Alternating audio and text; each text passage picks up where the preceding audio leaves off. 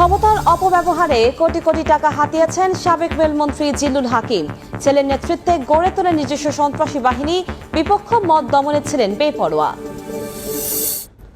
বিগত আওয়ামী লীগ শাসনামলে ক্ষমতার সর্বোচ্চ অপব্যবহার করেছেন সাবেক রেলপথ মন্ত্রী ও রাজবাড়ী ২ আসনের সাবেক সংসদ সদস্য জিল্লুল হাকিম।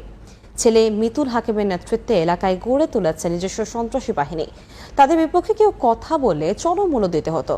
লুট করেছেন কোটি কোটি টাকা।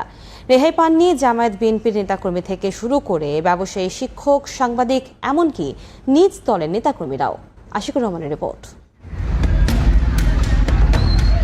দেয়ালে ফুটে উঠেছে সাবেক রেলমন্ত্রী জিল্লুল হাকিম ও তার ছেলে মিতুল হাকিমের নির্মম নির্যাতনের ভয়াবহ চিত্র। সাঁটানো হয়েছে তাদের সন্ত্রাসী বাহিনীর সদস্যদের ছবিও।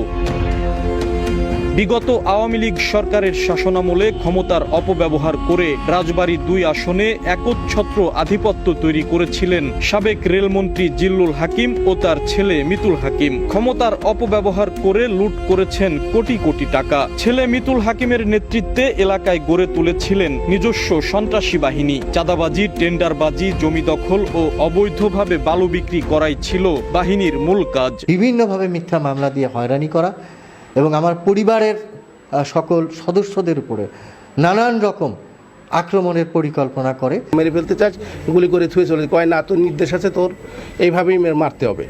তারা এইভাবে আমার মৃত্যু নিশ্চিত করে আমার 12 জায়গা, শরীরের 12 জায়গা ভেঙে দ্বিখণ্ডিত করে দেয়। তাদের বিপক্ষে কেউ কথা বললে চরম মূল্য দিতে হতো। রেহাই পাননি বিএনপি জামায়াতের নেতাকর্মী, বিভিন্ন শ্রেণী পেশার মানুষ, এমনকি নিজ দলের নেতাকর্মীরাও। নিহতের পাশাপাশি তাদের নির্যাতনে পঙ্গুত্ব বরণ করেছেন অনেকেই। অবৈধ নিয়োগে সহায়তা না করায় 11 বছর এক মাদ্রাসার অধ্যক্ষকে কর্মস্থলেই ঢুকতে দেননি তারা। আমাকে নিষেধ করা হয় যে তুই শিডিউল কিনবি না। আমি শিডিউল কিনতে আসি এবং শিডিউল জমা দিতে আসি।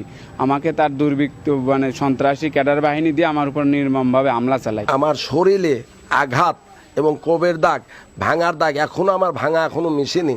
তারপরে পুলিশ দিবন্ত অত্যাচারী করেছে। এমপি জিল্লুলের নির্দেশে আমার লাঞ্ছিত করে এবং বেতন ভাতা বন্ধ করে দেয়। আমাকে দীর্ঘ 11 বছর মাদ্রাসার দায়িত্ব পালন করতে দেয় না। মাদ্রাসায় গেলে খুন করবে বলে হুমকি দেয়। 5 আগস্ট আওয়ামী লীগ সরকারের পতনের পর সাবেক রেলমন্ত্রী জিল্লুল হাকিম ও তার ছেলে মিতুল হাকিম সহ তাদের ক্যাডার বাহিনীর সদস্যদের বিরুদ্ধে রাজবাড়ীর আদালতে 3টি ও বালিয়াকান্দি থানায় 1টি মামলা করা হয়েছে। এসব মামলায় অভিযোগ আনা হয়েছে অপহরণ, নির্যাতন, হত্যাচেষ্টা ও চাঁদাবাজির। তবে বর্তমানে পলাতক অভিযুক্তরা। আশিকুর রহমান, সময় সংবাদ, রাজবাড়ী।